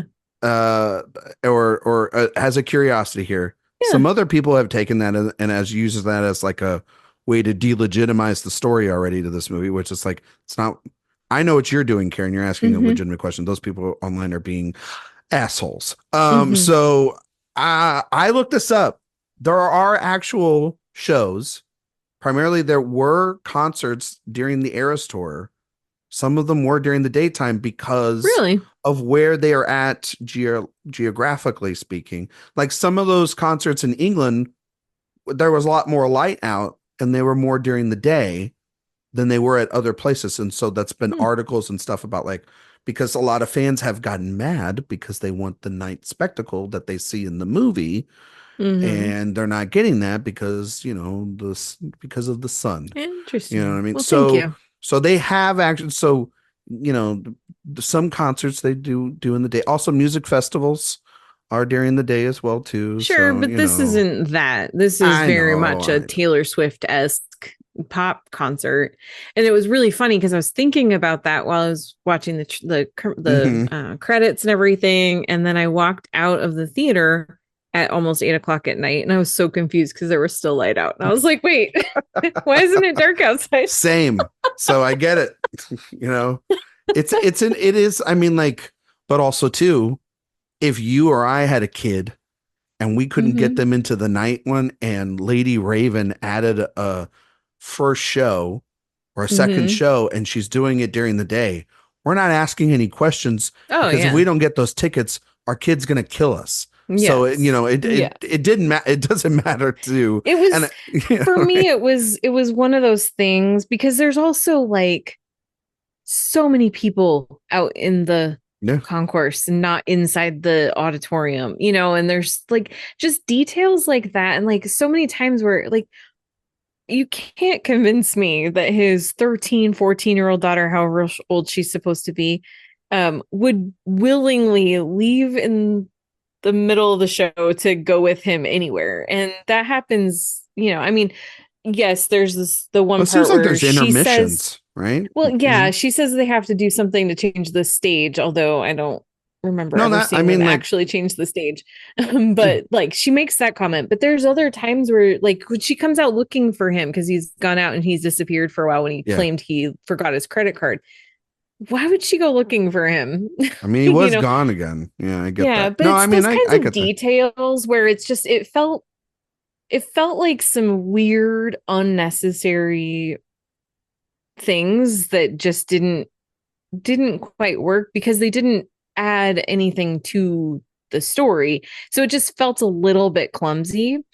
Um but again, I enjoyed it, and like you said, I mean this all rests on Hartnett's shoulders and he does a great job with it. So it's really fun to watch him. I actually really found myself enjoying the music, all written Yeah, by his daughter. I was like, are we getting another Shyamalan Oscar nom for a film because he hasn't had one since what is it? Since The Village? Are we going to have an Probably. original song contender? Because like Maybe. these were bops. I was like, Yeah. I understood. Yeah. Like I was digging it. I was like, Yeah. I was sitting there. I was like, we're not in Brat Summer anymore. We're in Trap Summer. Let's go. Put Hmm. these Lady Raven tracks on. Let's go. Yeah. I But can oh my understand. gosh, when they, oh, sorry. No. Go ahead. Well, I was gonna say, but after that, when they leave and they do go to the family home, To the Lady house. Raven knows who he is, knows Yeah. what he's all So she about, manipulates him to take by her to their house. yeah, Yeah. because she's like because he's got a captive at one of his safe houses where he Hmm. chops up everyone because he's the butcher. Yeah. And he tells her so that he can get out of there because the only one that's not going to have to deal with security is Lady Raven. So they all three leave together and he's like, you can just drop me off around the corner and then we'll get out of your hair. And Lady Raven comes up with the idea, why don't I just go to your house so then she can continue to make sure that that other person's okay. Hmm. And then of course like the little girl's not going to say no, and like he's kind of once again trapped in this situation. So it's a double trap, Karen. Yeah. Yeah. And so yeah, so he's trapped with having to bring her home knowing this. And And everything that happens at the house is so intense. yeah, Because up till now, it's like, yeah, we're with him, it's his story, but also we know he's a bad guy and we yeah. don't want him to get away. We want him to get caught. So it's this is something that Do we? I find I Like, I mean, do. like that's the thing. Well, I mean, it's That's the the thing greatness that's of so a storyteller. fascinating. Yeah. Right, but that's I think what's so fascinating about this, and I think this is something that Shyamalan did surprisingly well. I say surprising just because it's such a delicate balance, not because I'm surprised that he was able to pull it off, Hmm. but where you have the protagonist who is the villain, but you don't want them to get away with what they did. But Like he's not even an anti-hero. you kind of do. You know what I mean? Because when you cast a guy Do like Josh you? Hartnett, who to most audiences is a heartthrob, you know Well, what you're yeah. doing. You're playing. It's the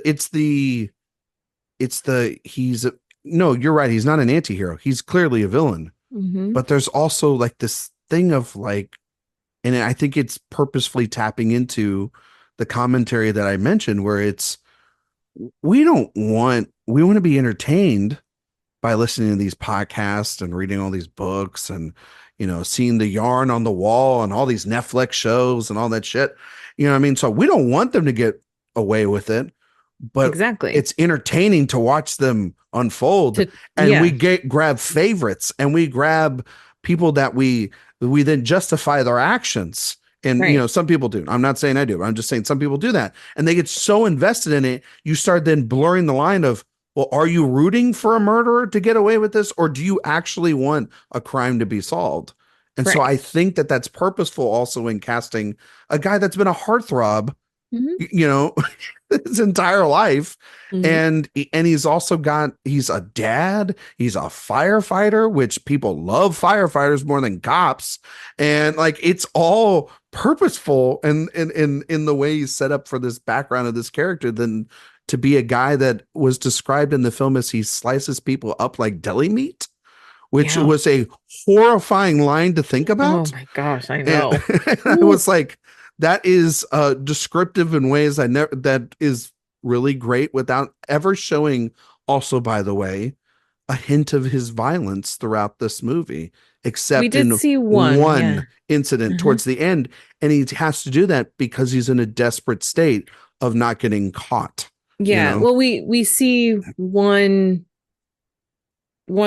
image to show that he does actually cut people up, but he does some things throughout, like at the concert. He knocks that girl down the stairs. We don't Oh, see yeah. physical injuries, but we see that diabolical nature of him that he doesn't care. He's going to do that because it's going to help him get away. And then the cooking oil Yeah. and The what he cooking oil does was to that wild. poor, oh my gosh, Let's that get poor to girl. but I was reading someone saying like this movie should be R. I'm like, I'm actually glad it's not, because that could Yeah. have been like horrifying to watch. Oh, And that's the yeah. other thing too about like Shyamalan is he knows when to pull it back and when to not Hmm. do it like some other people, that have horror and just like if Fede Alvarez did that, like that woman's face would have burned off. Like that, you Yeah, know what I mean? he's Like not into the graphic. It's not he's about not the into gore. graphicness or the gore. It's yeah. He uses those things when he needs to. I mean, I think his goriest film, well, The Happening, but Hmm. besides that, it's probably The Sixth Sense because you see the ways that people the gruesome ways that people died, um but yeah, But he like the uses it scariest only when scene in the scariest scene is the Sixth Sense is actually the revelation on the videotape of hmm. the mother killing is like trying to keep her Hmm. daughter sick. That's Yeah. actually, and that's like, it's the blend of things that are real, that are Hmm. actually the scariest things in his films. And so, yeah, like this guy using cooking oil to have this distraction, it burns this girl's face. And then the flash of his mom right there, right?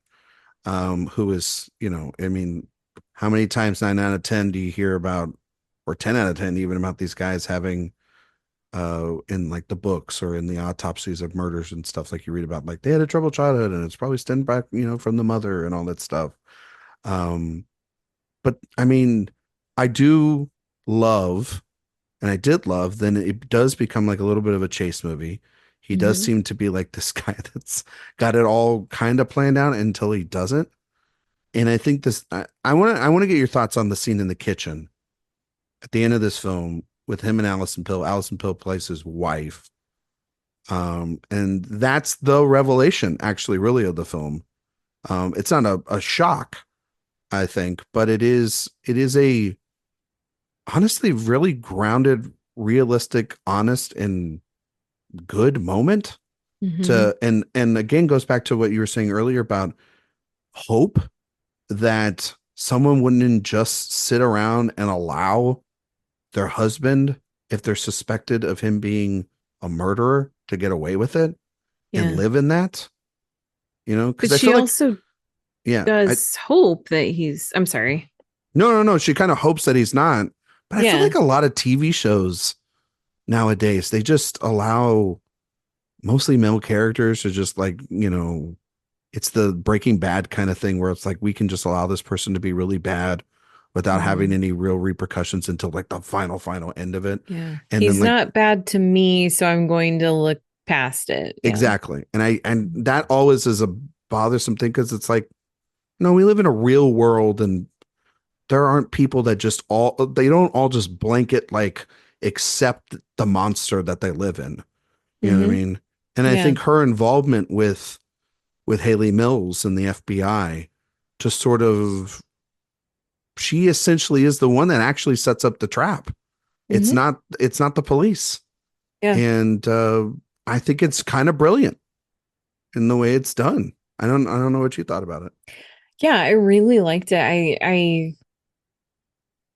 It comes at the end of a lot of cat and mouse, and you feel like, okay, this is coming to an end. You know that it's basically the final scene. He's got the butcher knife. It's like this is not going to end well for one of them. You just kind of get that sense.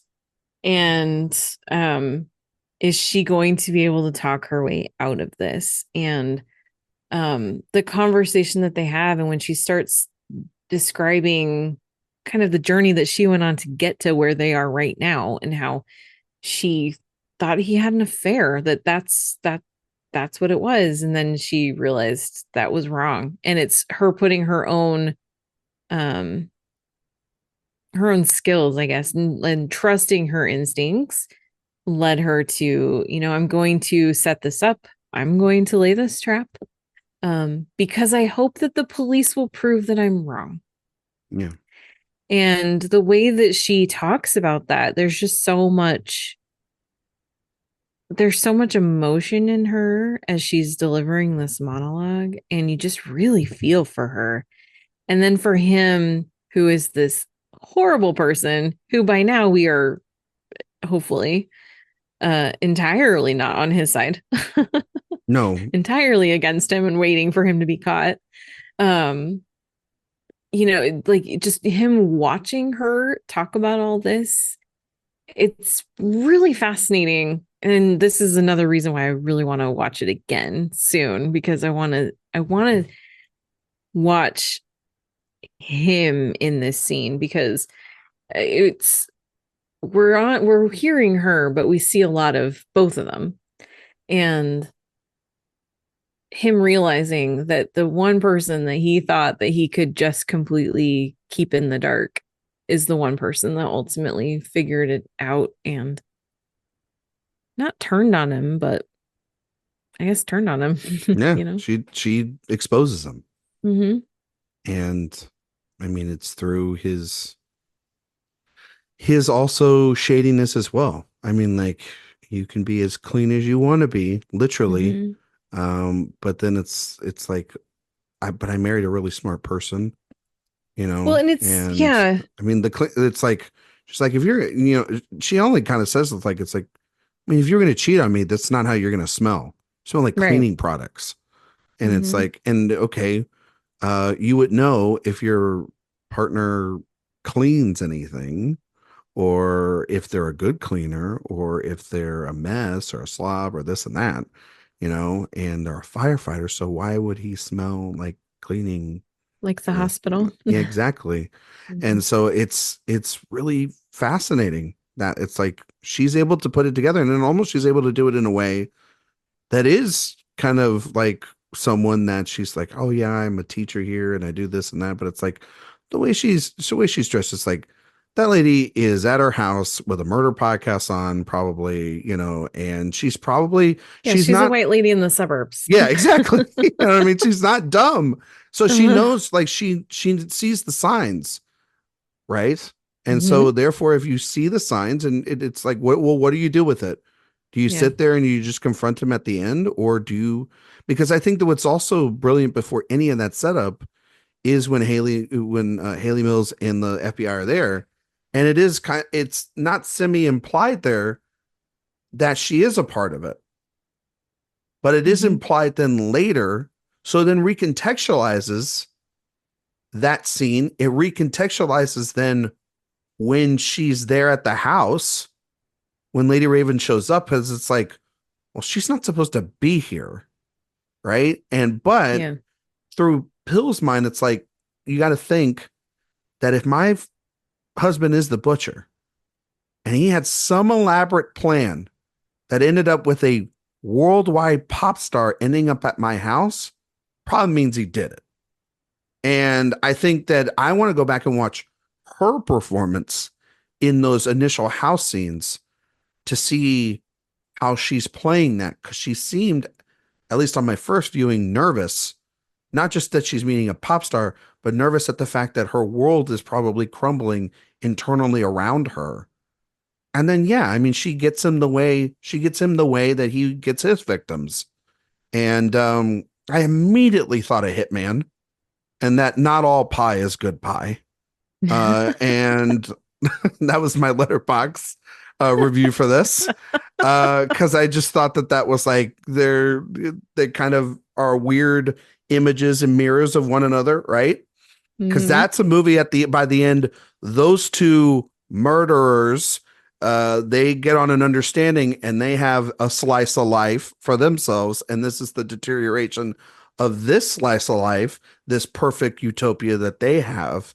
So I think that I was thinking about that, not thinking that going into this movie that Hitman and this would connect in a weird way by the third act, but they did. And yet, Karen, I gotta tell you, when he's in that car and when he's in the van, right? Or the I guess the truck, the SWAT truck, and they got him Hmm. chained up and he's got the piece of the bicycle and he unlocks his hooks or or whatever. And I'm kind of just like, okay, I kind of want him to escape because I want to see like 45 more minutes of this movie. And um but also I was like, yes, there feels like an invincibility to him that there also feels like with a lot of these stories, it feels like these guys, they just did this and evaded over and over again, and almost was like the way he was evading it felt like he was a super spy more than just a serial killer. Like he had like the scene that made me laugh a little bit and how he got out of it was when he's literally inside the front of that limo and and Hmm. everyone's flocked to her because she gets out of there, right? Yeah, it's And like when did he come? when When did did he he have get out of time the to car? change? Yeah, it's like Tom Cruise level They're Mission all right Impossible, there. like mass changing, the but The driver's door, the driver's window isn't tinted. no, they're not. They can see Yeah, everything. yeah. And also phones would be out. Oh, People they would were have out. Yeah. phones out on him the whole time. Be like, this So naked man is changing. But yeah. So here's a couple of things, like two very separate things that I wanted to just kind of okay. mention. So one goes back to that end conversation, him and his wife, and he also, as he's drugged and he's, kind of realizing that she's gotten that, he sees his mom again and he's talking to her. Yes. And so I think that it's interesting because his mother, who is suggested that was, maybe he killed his mother. Maybe And there's a little Norman Bates thing. I I don't was gonna say know. Norman Bates, sort of Yeah, psycho kind of origin story with him. Yeah. right. But but it's interesting because you do, like, there are times where like he sees these visions of his mother and she's saying not nice things to him, and then toward the end that changes and she kind of can, like, there's a recontextualizing, I guess, of their relationship. But you also see that in, like, mirrored with his wife, who saw him only as this really good person and then came to understand that he was a monster, whereas his mom had seen him as a monster and then came to understand that he also was good. But isn't it interesting also too though that his mom voice, his mom's voice, sorry, is is the thing that calls him to the quote unquote light, what then calls him to being then taste Mm-hmm. endlessly and Yeah. essentially finally captured. So it is Yes. that positive. It's when Lady Raven's trying to talk to him in the car when they're trying to evade the house, right? And Mm-hmm. she's learned from Dr. Grant, Haley Mills, how to talk to him and respond to him because the level of detail that this woman has already done to plan ahead every step and every move. This isn't the first time that she's had to capture a person like this, and it won't be the last time. Right. And he thinks that he's like like the exception that breaks the rule, but he still is the rule, based off of his killing and tendency patterns, which have, I mean, like I'm grateful that this movie didn't try to pull long legs and try to like have have Haley Mills's perspective half the film and then his and the other, and then they collide together. Like it is a more interesting way to establish the background of her being this shadowy figure essentially in the background is the person that is the one providing justice. And she knows that his Achilles heel is the relationship with his mother. Mhm. And because that's usually how it goes anyway, but that's also definitely in his cases. Yeah. And yeah, his downfall is hearing her voice, accepting him with love, the same love that he just lost, like you're saying, Mhm. with his wife. Yeah. And it's yeah, and it's then the opposite that leads to his downfall. Yeah. So Um, then the other thing that I wanted to yeah, bring yeah, up. yeah. Did you I feel like you must have. Did you come across the theories that this was a secret sequel to another Shyamalan film? Okay, I wanted to ask you this earlier, but I didn't get to this. When I was watching Sixth Sense, Uh-huh. and then I was watching Unbreakable. Uh-huh. I was sitting there and I was thinking to myself, are these like in the same universe? Are they connected? Because wouldn't like Haley Joel Osment's character be someone of extraordinary powers, right? Just as like David Dunn and Elijah Price and everybody there, right? And they're all set in Philadelphia or the greater Pennsylvania area for the most part, Yeah, but you got except Last Airbender, obviously, you know what I mean, or after it. right. But But you got two different characters then played by Bruce Willis. yeah, So no, yeah. I So I get don't that. think those two are supposed to be, but it's No. interesting because when the trailer came out for Trap, I came across an article where this guy, and I actually had it like something about it, the way that it, something about the way something was worded in the trailer where I thought, oh, that's interesting. And then I found an article that was basically pointing out that it says from the world of M. Night Shyamalan, not from the Mm. mind of M. Mind Night Shyamalan. So Okay. it was very much like, oh, wait. So is this going to connect with something that we've already seen? Are we going to revisit another character? And so um there is this whole subset of people who really like found all these clues, I guess, made all these clues from the trailer that basically this was going to be about grown-up Cole. Somehow he was Oh, going to be tied, like maybe he was tied to one of the victims, and so that's why he like they knew that he would be at this arena, but they didn't know who it was, or or like he was something like or that. he's like the Haley Mills character in the film, essentially. Yeah, that's Something like definitely that. the. And so through the whole movie, that was in my mind, and I kept thinking about it, and I kept expecting there to be some tie-in somewhere because I kind of went down the rabbit hole to where people convinced me that maybe there was Shouldn't something do to that. this. I know. You shouldn't do I that. was My brother and I had a whole conversation about how we thought it could be possible because of Split, but we really hoped it wasn't. Hmm. So I watched the whole thing, and then it goes to the mid-credit scene, and then I waited through the rest of the credits too just to see, because I was like, I don't know, maybe. I don't, if there's something there, I don't want to miss the connection. And it wasn't there at all. And I was really glad about that. And I immediately texted my brother and I said, okay, it is not a secret sequel. So, But I could see him revisiting this though. and that's the thing is when he kept not getting caught, and then it ultimately ends with him getting out of the handcuffs in the back of the police van. I was just like, oh, this isn't the last we're going to see of this. The story isn't over. And it still possibly could be a secret sequel to The Sixth Sense, just without the tag that makes it definitive so far.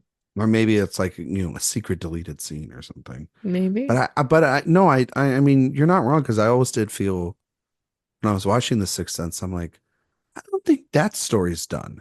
I don't think Yeah. Cole's story's done. You know what I mean? And Mhm. so I've never thought that. And but maybe a little hope predicting as well. Maybe Cooper's punishment in this movie is to go to the utopian society in the village. You never know. Like that's where they keep him in the woods. He's the person Uh, they don't want in that village. exactly, right? What an experiment that would then be. Um, but no, I Maybe mean that's what happened to the people that were there is they eventually left, and now they use it to try to rehabilitate criminals. that's what I'm saying. That's what I'm saying. Um, course, it would be then weird that the guy that's running the security there is also Lady Raven's uncle. Right? Which, by Weird the way, coincidence. I Security, though. gotta say though, this might be the best M. Night cameo. Yeah. I was like really happy to see him. That's the other thing too. It's like these feel kind of like his movies feel weirdly homemade. They feel like a guy, like they just feel like they're now made by a dad who just wants Hmm. to make movies with his family now. And he's Yeah. just a Like weird, it. he's just a silly dude. And yeah, I know that like that's the way that everybody kind of connects him with Hitchcock, right? But like there is something great about like when he shows up and it now, because I think he's just more seasoned as an actor and it's not as noticeable, but like he's older now. And so you can be like a veteran actor essentially thrown in there. I smiled my ass off when he was in this. I think the other great cameo is when he's in Old and there's that shot of him looking down on everybody on the beach. It's such a meta contextuality of the director playing also the the puppet master pulling all the strings kind of shot. It's one of the great shots of that movie. I think the cinematography in this movie is insane. Hmm. In Trap and just like it has been in the last couple of his films, but really particularly the editing in this movie. Like I think this movie has to be like kind of edited to a fine tooth comb. There's a lot of wide shot angles and a lot of movement in and around that entire stadium sequences. Like I was thinking about, like you were talking, the scene with the where the girl gets fried, essentially, right? And we start from this one perspective, and we have this tracking shot the entire way over of his perspective, with everybody kind of moving one place to another. It's all really choreographed so really effectively, and it just kind of reminded me of why Shyamalan as a director, everything feels so meticulous. It's like when you hear people talk about Fincher or other directors too, you can feel with all these hundreds of extras, it's a dance that's being moved so he can get through that door. Perfect timing and everything. And I did find it really like silly though, that like he's just like, I can put an apron on and I can end up here and Hmm. I can have this little pass and I can go through all these guys to get Yeah. to the coffee station. It's like stuff like that. But again, Karen, I kind of expect that going into these movies. And people, I think, who have already kind of just been like, oh, it has this or it has that. And then it's just like, man, you guys don't know how to have fun. Like this is fun. Like Yeah. it's also Well, like and no one's yeah. gonna assume that this guy is the killer in front of him. Like no one, like that's the whole great bit of the mid credit joke Yeah. with the t-shirt guy. He's like, Hmm. oh shit, I helped him. Which is like, how many times do you have that moment? Probably if you ended up, you know what I mean? Like he seemed like Hmm. and that's literally the whole point of the movie right there. It's like Yeah. shit, I helped this guy and he could have sliced me up like bologna at the deli counter. Like, like Hmm. Yeah, it's all exactly. right there. Well, and that's the thing though, is it's like it's it is believable because like the way that he's able to get past security and police and things, it shouldn't be that way. But you hear so many stories about people like even getting stuff through TSA. As much as they take from people, you still get stuff through. And there's just it's just there's certain people that are just able to kind of worm their way Slither. through. And Yeah. yeah, yeah. There's And so it was like, yes, that absolutely should never have been that easy, but it also kind of I can kind of buy it. Although I don't buy, speaking of the apron, I don't buy that guy had his wallet in his apron instead of in like his locker. or back pocket or Right. front pocket. That's Yeah, the like one thing where who I was like, puts oh, a okay. wallet in an apron? Right, Yeah. exactly. No, for sure. For sure. That was Um too much of a coincidence. But the fact that he was able to convince them with because he already had the secret word and everything. And it's like, no, I could buy how they would just be like, whatever, like and what was the secret word, Karen? Hamilton. Freaking hilarious. I laughed so hard. I was like, okay, this movie knows what it wants to be. That's the thing too. He's a funny guy. He is a funny guy. That's I as we wrap up here, a lot of people, I'm a big fan of PTA, as you know, and I think that PTA has a wicked sense of humor, and I feel like he has just as much of a funny, wicked sense of humor to himself as well, Shyamalan, and they're distinctive to their styles, and I think people then can think that that means that it's a bad movie. And it's like, no, a movie can be multiple tones at the same time. And I think he's a brilliant balancer of tones. Like a movie like this is a prime example of multiple tones being sort of juggled in the air at the same time. And they land effectively for me the entire way through. I will say one thing: if there is one aspect of this movie that, for me, and I'm not trying to start anything whatsoever. I'm not going to try to start Uh-oh. anything here. But and I love M. Night. Don't get me wrong. But I have now seen The Watchers, and I have seen his daughter's now performance in this movie.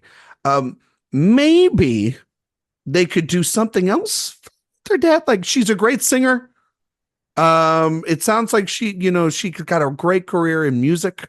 I would support the hell out of that because there's a lot of great bops in this movie for sure. But the movie in that part, especially in the house, it does fall on her shoulders a lot. And it is a little glaring when you have an actor like Hartnett who's giving this great performance, and then you have somebody else who's not as seasoned of an actor um playing that part opposite of him. Now I know that's kind of like a throwaway kind of character in the first place. She's playing like a pop star, for Christ's sake. It's not a throwaway character. Hey, Yeah, that's well, very dismissive. well, she's playing a pop star. It's not like, most pop Mhm. stars have a ton of layers to them out there in the world, I guess you could say. But I mean, it was a little, it wasn't the same sort of I wasn't getting much out of that performance. I felt like That's it. interesting. I felt that but I do feel like it was effective in that final scene when she does go to the families and the victim that he had held up in there. I thought that that was very moving, and it is kind of telling though that that's the one without dialogue. But I was gonna but say, I think, yeah. I'm but I gonna didn't think she's disagree bad. with you. I don't think she's bad. I just think it was like eh, maybe the music is your thing, and I think that's cool. Like, I'm you know gonna what I mean? disagree with you. I thought she actually was pretty good in Oh, okay. that, especially being someone who is supposed to be a pop star, and she actually is a pop star in real life. Or trying to be one. She's definitely a singer and an accomplished songwriter, it Yeah. turns out. But no, I actually I found her really endearing. I really liked her. I love what he does with her character, where she uses her social media presence Oh, to smart. solve this mystery, or save this guy. And I don't know. I really liked her. I was like, I wasn't, I think it was a little bit rough at first Hmm. because it felt like she was being kind of shoehorned into this story where she didn't really necessarily belong. But once they get into the limo, Yeah. everything from there on, I was like, okay, Okay. I don't, I'm digging this. I'm digging her. I don't think she's terrible. I just think that like maybe you know, an extra couple takes could have helped it. Just, I don't know. And maybe she gets a bigger role in his next film. Who Maybe. knows? Or maybe I don't know. She's. I Or mean, I maybe think, she says, oh, I did the acting thing. I want to go back to singing. and I don't. I don't. I would. You know what? I would say go right on ahead. That's good. Because she's great. No, like the music in this movie, Karen. It's really. I'm gonna get the soundtrack. I'm gonna listen to it.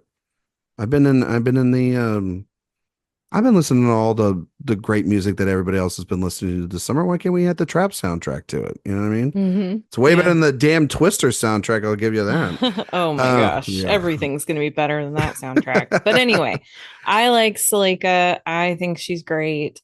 I think her sister needs to make do some more and practice a little bit.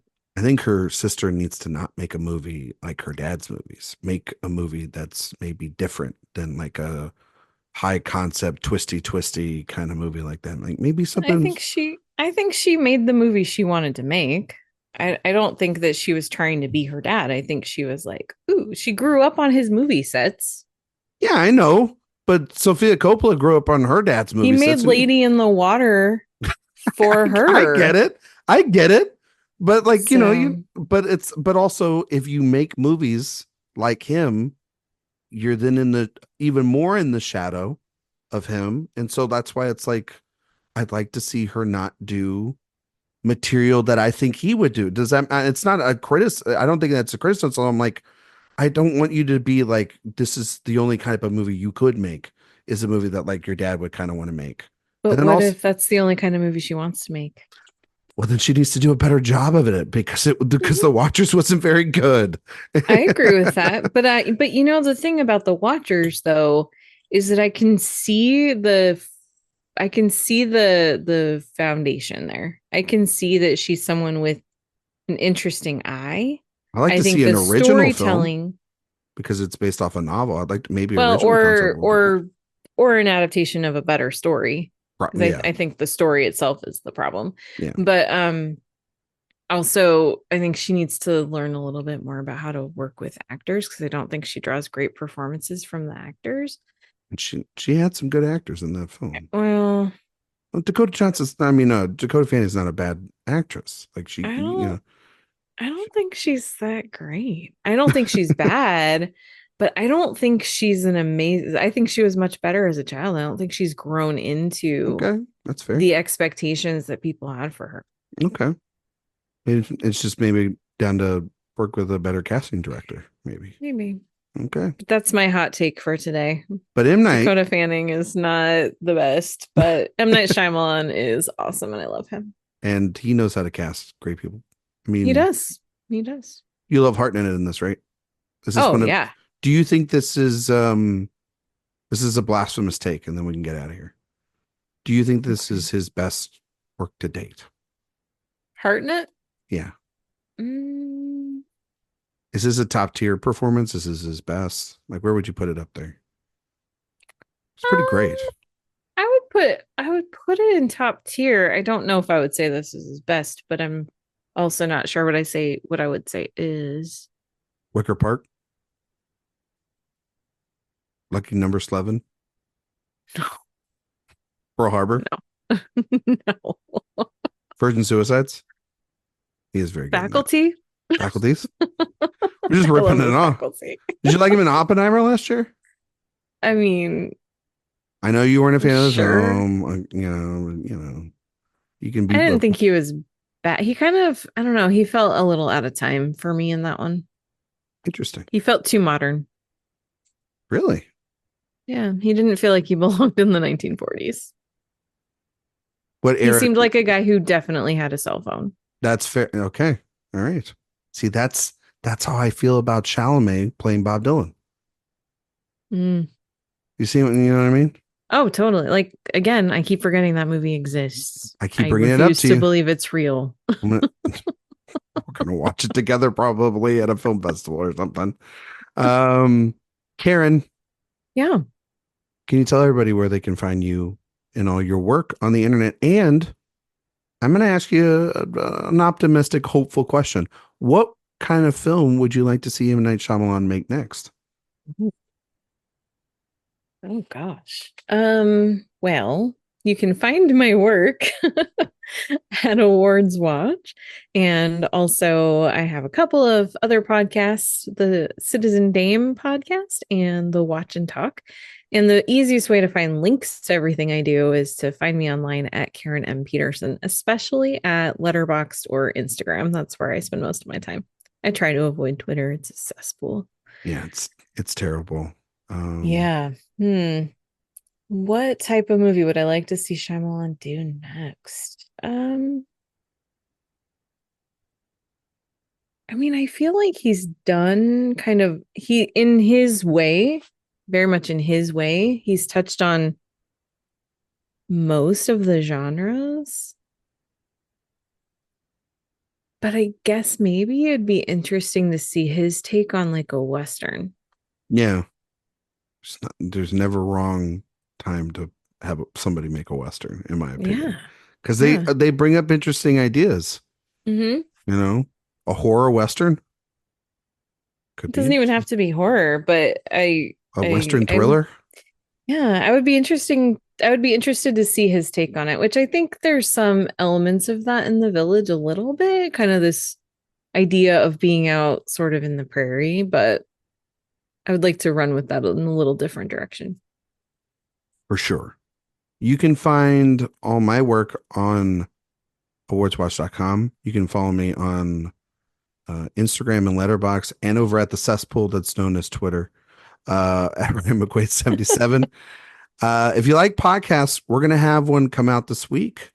We're going to have two actually come out this week. We're going to have one, Sophia and Eric and myself. We're going to do a little bit of Oscar previewing. And so that'll be out midweek. And then Karen, it's the end of the Tony Scott movie series this coming week. It's the last episode. Wow. Over at Director Watch, we're talking about Unstoppable. Feels like it Uh, just got started. right? Yeah. Well, it's summer's ending, so summer of Tony, it's out the window. You know what I mean? It's It's a good been summer. and it's been a hell of a lot better watching those movies than it was the movies in the theaters. Let me just tell you that, folks. Where we'll also announce our new series following that. So you have to listen to that episode in order to find out what the next series on Director Watch is. Or Ooh, I you could, can't wait to find out. yeah, I mean, maybe Karen's going to be on that. Maybe she's already done a show. Maybe, I don't know. Maybe. Um, I and just work here. um, iTunes, Spotify, 5-star reviews over on the website. Sign up for the newsletter. Greatly appreciate that. I would like to see.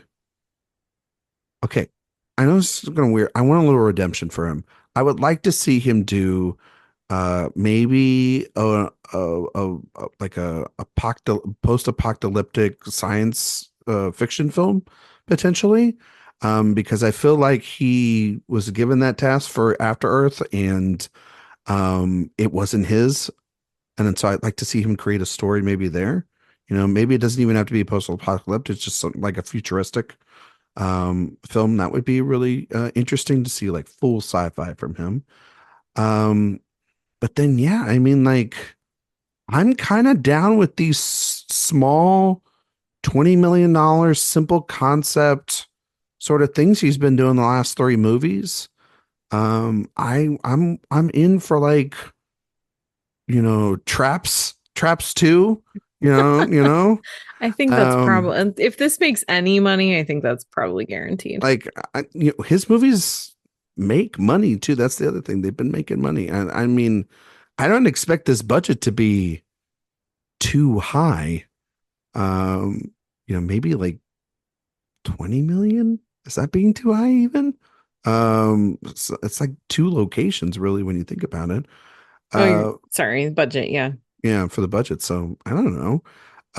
But yeah, I'm kind of into this sort of era right now where, I mean, they seem to be getting really personal and about things that scare him, like age, and then like strangers showing up on your doorstep, people in your neighborhood. Like that kind of concept is starting to become a really interesting thing for him as he's getting older.